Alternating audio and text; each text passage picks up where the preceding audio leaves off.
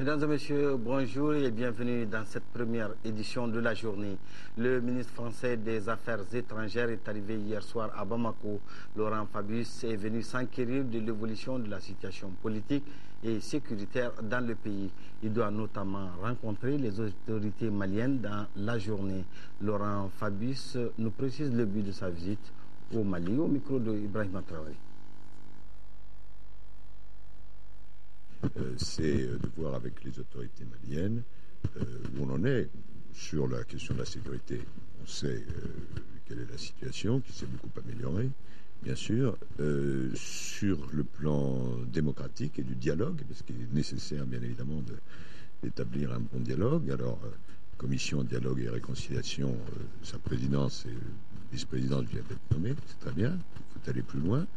Et puis, il y a aussi les élections qui vont être préparées par vous. Et puis, il y a l'aspect développement économique. Donc, vous voyez, ça me donne l'occasion de faire le point à la fois sur les questions de sécurité, sur les questions de dialogue démocratique et sur les questions de développement économique pour montrer toujours le soutien de la France à ce qui est en train d'être fait pour le peuple malien. Plus de 125 millions de francs CFA, c'est le montant collecté au titre de l'effort de guerre pour la seule journée d'hier. 115 millions comme contribution des Maliens de Congo-Brazzaville et 10 millions 40 000 francs CFA par les Maliens de Zambie. Le président de la République, par intérim, le professeur Dioncounda Traoré, a reçu les 2 chèques hier matin.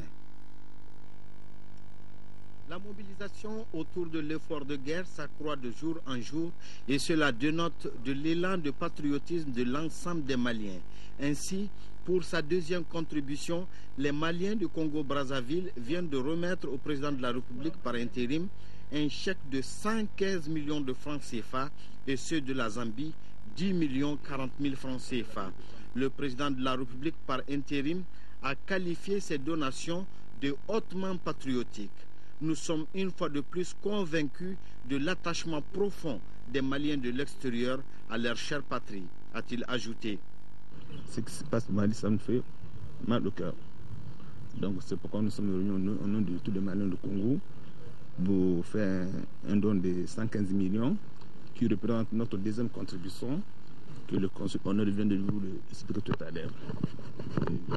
Ce que je tiens à les autres pays qui ne sont pas encore contribués. Aujourd'hui, le Mali passe une période très difficile. Donc, chaque Malien et chaque Malien qui soit à l'extérieur, qu'il sache aujourd'hui que notre pays vit dans une situation très difficile par rapport même à un petit moyen de faire ce qu'au pays. Les Maliens de l'intérieur et de l'extérieur, c'est la même chose.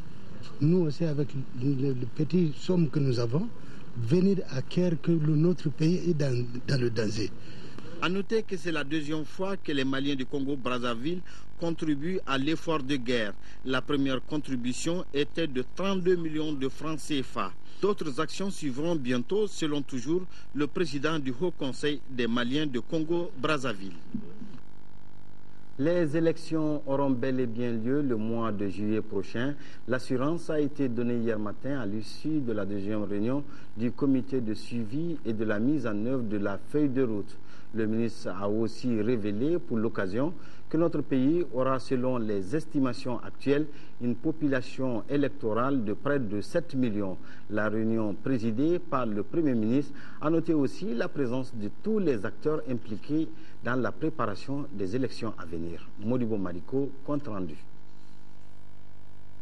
De l'information donnée à l'issue de près de 2 heures de réunion du comité de suivi, on note que la production de la liste électorale se fera sur la base du RAVEC, recensement administratif à vocation d'état civil. Le choix du fichier est fait, ce sera les biométriques. Selon le ministre de l'administration territoriale, de la décentralisation et de l'aménagement du territoire, près de 6,9 millions d'électeurs seront appelés à voter le mois de juillet prochain. Le financement pour cela est même bouclé. Nous avons suffisamment de financement à ce jour pour nous permettre d'envisager sereinement les échéances de juillet afin de conduire les élections. Nous allons probablement organiser d'abord les présidentielles et si c'est possible de coupler, mais pour le moment nous sommes en train d'envisager plusieurs options. Mais pour vous dire que c'est pas ça le plus difficile. C'est pas ça le plus difficile. Qu'on ait des élections couplées ou pas, il s'agit dans la même période, d'essayer d'envisager d'organiser les 2 élections. Pour ce qui est de la participation des déplacés aux élections, les ministres informent que la période de révision exceptionnelle des listes électorales sera mise à profit pour les inscrits dans les centres et bureaux de vote de leur choix. Quant aux réfugiés, des dispositions sont aussi en train d'être prises. Pour les réfugiés, nous sommes en contact avec la Mauritanie, l'Algérie, le Niger et le Burkina Faso, et aussi en liaison avec le HCR afin de voir dans quelles conditions nous allons permettre aux Maliens qui ont été obligés de quitter leur pays ces derniers temps de pouvoir participer aux opérations de vote de juillet.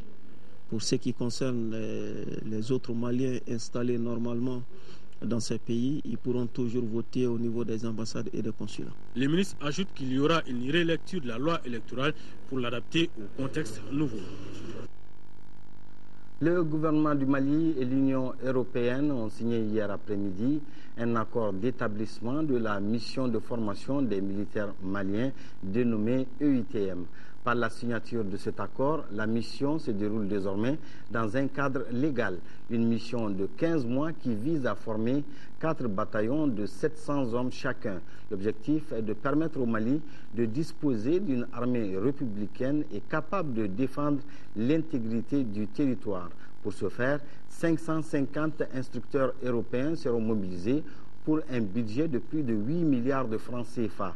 La cérémonie de signature de l'accord s'est déroulée au ministère des Affaires étrangères et de la coopération internationale. Brahma Traoré, compte rendu.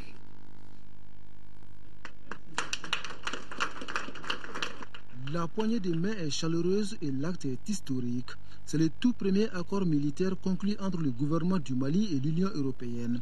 La signature de cet accord donne ainsi un caractère juridique à la mission européenne de formation des militaires maliens dénommée EUTM.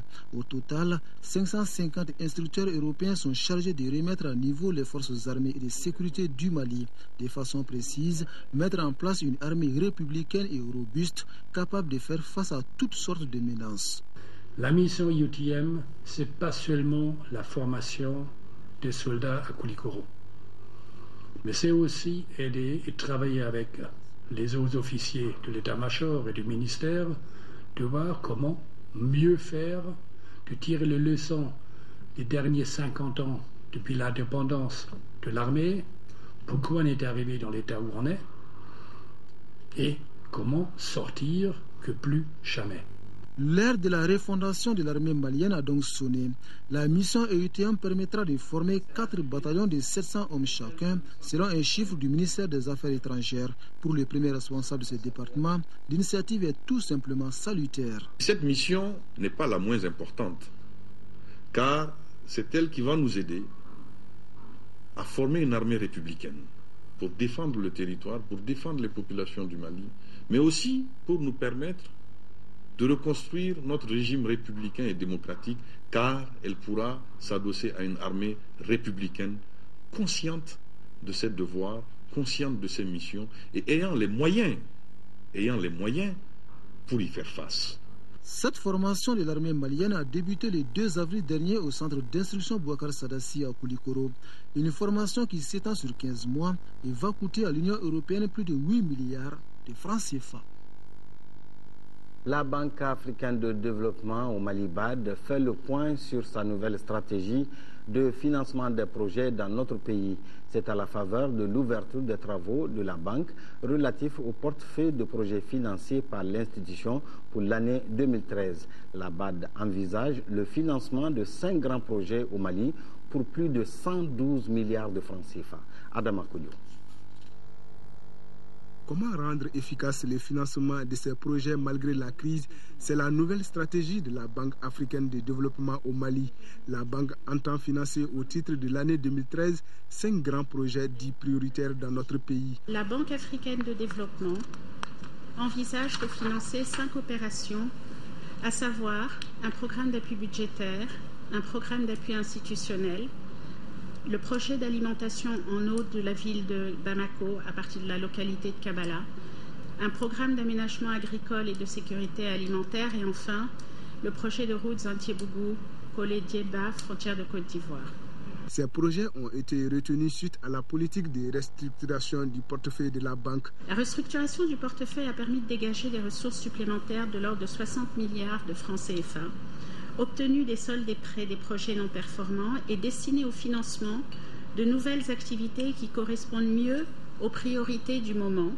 Pour accompagner le gouvernement dans la mise en œuvre de sa feuille de route, la BAD met environ 115 milliards de francs CFA à la disposition du Mali. Lorsque nous comprenons bien les procédures du bailleur de fonds, alors les taux de décaissement anormalement bas, cela n'arrivera jamais.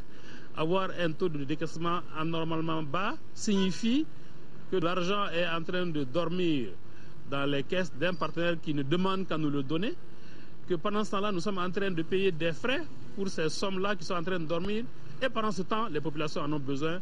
Cela n'est pas normal. Les travaux de la rencontre ont été sanctionnés par des communications entre autres relatives aux difficultés dans l'exécution des projets et l'amélioration de la performance du portefeuille de la banque au Mali. Sport, football, compétition africaine des clubs. Les 11 créateurs de Nyarela jouent aujourd'hui en 16e de finale retour de la Coupe de la Confédération contre l'Étoile sportive du Sahel de Tunisie. Un match décisif pour l'équipe de Nyarela qui avait été battue à l'aller 2-1.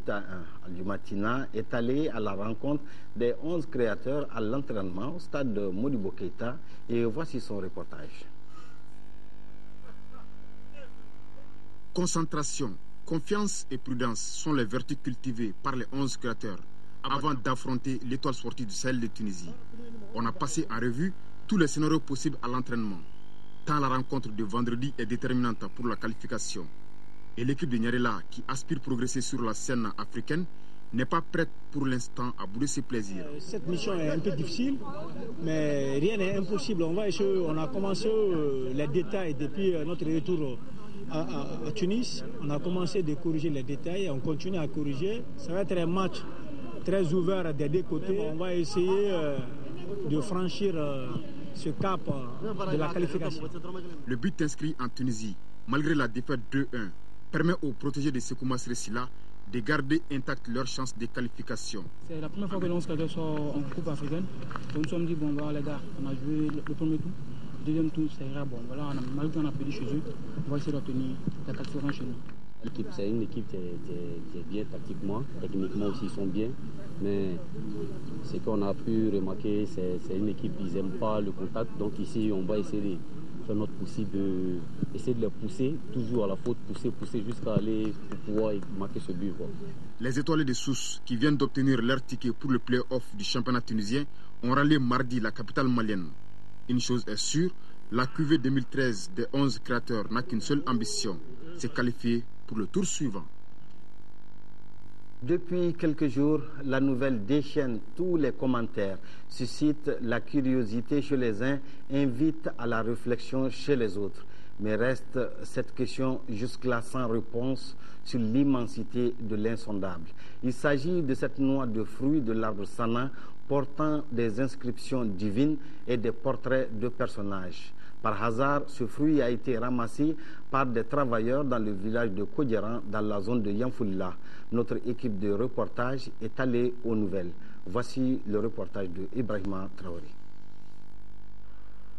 C'est de cet arbre appelé Sana que serait tombé le fameux fruit portant le nom d'Allah et de son prophète Mohammed, paix et salut sur lui. L'insolite s'est produite il y a quelques jours sur le site minier de Wassoulor à Kodjeran, dans la région de Sikasso. Le fruit est découvert par hasard par un employé de la mine. Il est chrétien. Nous l'avons rencontré avec certains de ses collègues également présents sur les lieux au moment où se produisait ce que d'aucuns appellent depuis quelques jours un miracle. Donc quand j'ai vu, j'ai regardé, ça c'est écriture. Maintenant, je ne sais pas ce que ça veut dire. J'ai pris pour bien regarder, c'est écriture. Donc j'ai montré à un autre collègue maintenant. Lui, il a regardé, il dit oui, que ça ressemble beaucoup à l'écriture arabe. Que lui aussi, il ne peut pas lire. Il a donné à un autre Bilis, c'est lui qui a lu. Bon, lui, il a lu, tout le monde a pris pour y regarder. Bon, on a regardé, essayé de regarder si quelqu'un a écrit ça dessus. On a regardé de toute façon. Non, ça n'a pas écrit. C'est pas quelqu'un qui a fait ça. La nouvelle défraie actuellement la chronique, surtout à Bamako.